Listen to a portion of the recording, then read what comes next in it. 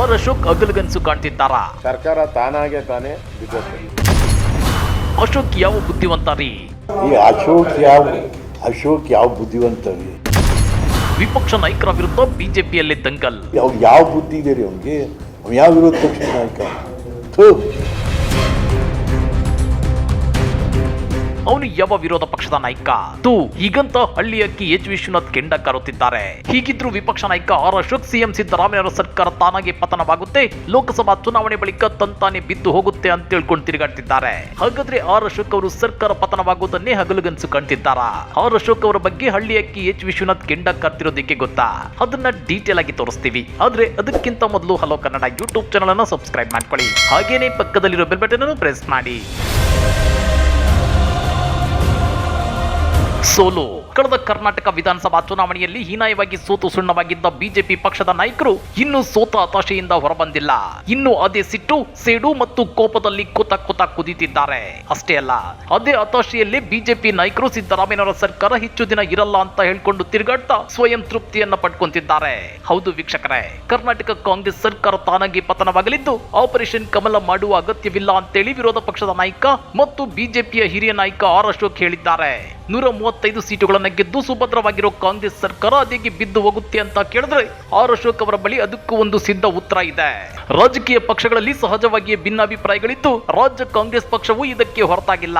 ಕರ್ನಾಟಕ ಕಾಂಗ್ರೆಸ್ ಪಕ್ಷದೊಳಗೆ ಅಜಿತ್ ಪವಾರ್ ಅವರಂತಹ ವ್ಯಕ್ತಿಗಳು ಇದ್ದಾರೆ ಅಂತೇಳಿ ಆರ್ ಅಶೋಕ್ ಒತ್ತಿ ಹೇಳುತ್ತಿದ್ದಾರೆ. ಈಗಾಗಲೇ ಕುಮಾರಸ್ವಾಮಿ ಅವರು ಸ್ಪಷ್ಟವಾಗಿ ಹೇಳಿದಾರಲ್ಲ, ಇರಲ್ಲ ಈ ಸರ್ಕಾರ ಬಹಳ ದಿನ ಅಂತೇಳಿ.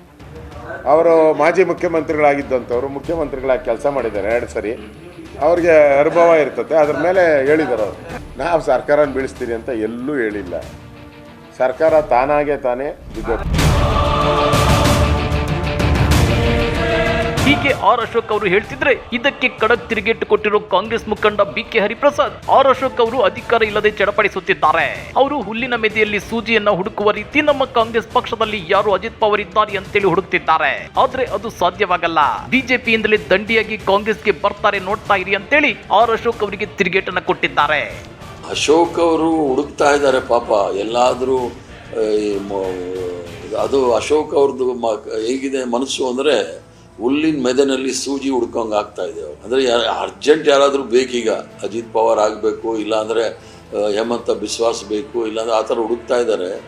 ಆ ಕಾಲ ಹೊಟ್ಟೋಯ್ತು. ಈಗ BJPಯಿಂದ ಎಷ್ಟು ಜನ ಈ ಕಡೆ ಬರ್ತಾರೆ ಅನ್ನೋದು ನೋಡಿ.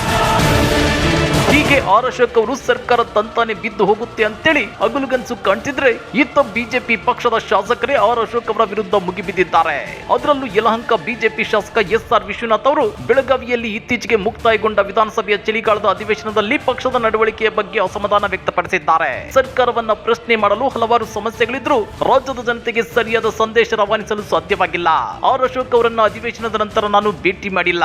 ನಮ್ಮ ಹಲವಾರು ಶಾಸಕರು ಉತ್ತರ ಕರ್ನಾಟಕಕ್ಕೆ ಸಂಬಂಧಿಸಿದ ಸಮಸ್ಯೆಗಳನ್ನು ಪ್ರಸ್ತಾಪಿಸಲು ಒತ್ತಾಯಿಸಿದ ನಂತರ ನಾವು ರಾಜಿ ಮಾಡಿಕೊಂಡಂತೆ ತೋರುತ್ತಿದೆ ಅಂತೇಳಿ SR ವಿಶ್ವನಾಥ್ ಅಸಮಾಧಾನ ವ್ಯಕ್ತಪಡಿಸಿದ್ದಾರೆ. ಮತ್ತೊಂದು ಕಡೆ ಬಿಜೆಪಿ MLC ಹಳ್ಳಿ ಹಕ್ಕಿ ಎಚ್ ವಿಶ್ವನಾಥ್ ಅವರು ಕೂಡ ಆರ್ ಅಶೋಕ್ ಅವರ ವಿರುದ್ಧ ಕೆಂಡ ಕಾರಿದ್ದಾರೆ.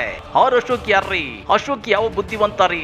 ಅಶೋಕ್ ಸಾರಿಗೆ ಸಚಿವರಾಗಿದ್ದಾಗ ಏನ್ ಗನಂದಾರಿ ಕೆಲಸ ಮಾಡಿದ್ರು ಅನ್ನೋದನ್ನ ಹಳ್ಳಿ ಹಕ್ಕಿ ಎಚ್ ವಿಶ್ವನಾಥ್ ಎಳೆಯಾಗಿ ಬಿಚ್ಚಿಟ್ಟಿದ್ದಾರೆ. ಅಶೋಕ್ ಯಾವ ಬುದ್ಧಿವಂತ ರೀ? ಯಾವ ಬುದ್ಧಿವಂತ?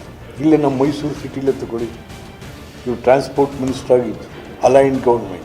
ಏನು ಮಾಡಿದ್ರು ಇಲ್ಲಿ ಬಂದು ನರುಮ್ ಪ್ರೋಗ್ರಾಮಲ್ಲಿ ಟ್ರಾಫಿಕ್ ಆ್ಯಂಡ್ ಟ್ರಾನ್ಸ್ಪೋರ್ಟ್ ಮ್ಯಾನೇಜ್ಮೆಂಟ್ಗೆ ಅಂತ ದುಡ್ಡು ಕೊಟ್ಟರು.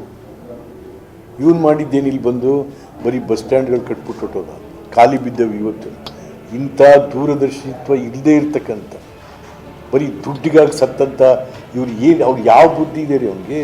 ಅವ್ನು ಯಾವ ವಿರೋಧ ಪಕ್ಷದ ನಾಯಕ? ಕೇಳಿದ್ರಲ್ಲ ಆರ್ ಅಶೋಕ್ ಅವರ ಸಾಧನೆ ಮತ್ತು ಅವರ ನಡೆಯ ಬಗ್ಗೆ ಹಳ್ಳಿ ಹಕ್ಕಿ ಎಚ್ ವಿಶ್ವನಾಥ್ ಅವರು ಹೇಳಿದ್ದನ್ನ. ಸದ್ಯ ರಾಜ್ಯ ಬಿಜೆಪಿಯಲ್ಲಿ ಅವರದೇ ಪಕ್ಷದ ಕೆಲ ಶಾಸಕರು ಆರ್ ಅಶೋಕ್ ಅವರ ವಿರೋಧ ಪಕ್ಷದ ನಾಯಕನ ಸ್ಥಾನಕ್ಕೆ ಕವಡೆ ಕಾಸಿನ ಕಿಮ್ಮತ್ತನ್ನು ಕೊಡ್ತಿಲ್ಲ. ಹೀಗಿದ್ರು ಆರ್ ಅಶೋಕ್ ಅವರು ರೊಟ್ಟಿ ತಾನಾಗಿ ಜಾರಿ ತುಪ್ಪಕ್ಕೆ ಬಿದ್ದಂತೆ ಸಿದ್ದರಾಮಯ್ಯನವರ ಸರ್ಕಾರ ತಾನಾಗಿ ಪತನವಾಗುತ್ತೆ ಅಂತೇಳಿ ಹಗಲುಗನಸು ಕಾಣ್ತಿದ್ದಾರೆ. ಈ ಬಗ್ಗೆ ನೀವೇನಂತೀರಾ? ಕಮೆಂಟ್ ಮಾಡಿ, ವಿಡಿಯೋ ಲೈಕ್ ಮಾಡಿ, ಶೇರ್ ಮಾಡಿ. ಇಂಥ ಮತ್ತಷ್ಟು ರೋಚಕ ರಾಜಕೀಯ ಸುದ್ದಿಗಳನ್ನ ಮಿಸ್ ಮಾಡದೆ ನೋಡಬೇಕು ಅಂದ್ರೆ ಹಲೋ ಕನ್ನಡ ಯೂಟ್ಯೂಬ್ ಚಾನಲ್ ಅನ್ನ ಸಬ್ಸ್ಕ್ರೈಬ್ ಮಾಡ್ಕೊಳ್ಳಿ.